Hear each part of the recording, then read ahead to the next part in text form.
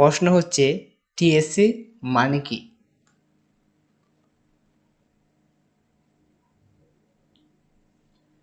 TSC মানে হলো teacher student centre, যার অর্থ শিক্ষক ছাত্র কেন্দ্র, যাকে সংক্ষেপে টিএসসি বলা হয়।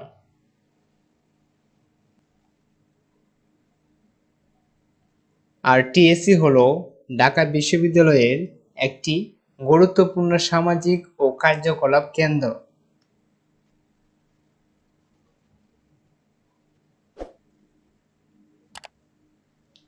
আর এটি হলো টিএসসি ভবন।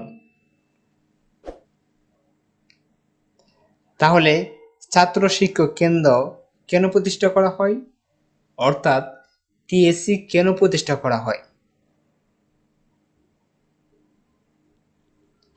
শিক্ষক শিক্ষিকা ছাত্র ছাত্রীদের মধ্যে একাডেমিক শিক্ষা ও জ্ঞানের পাশাপাশি অন্যান্য জ্ঞান সুকুমার ভিত্তিক চর্চার প্রয়োজনে ছাত্র শিক্ষক কেন্দ্র প্রতিষ্ঠা করা হয়।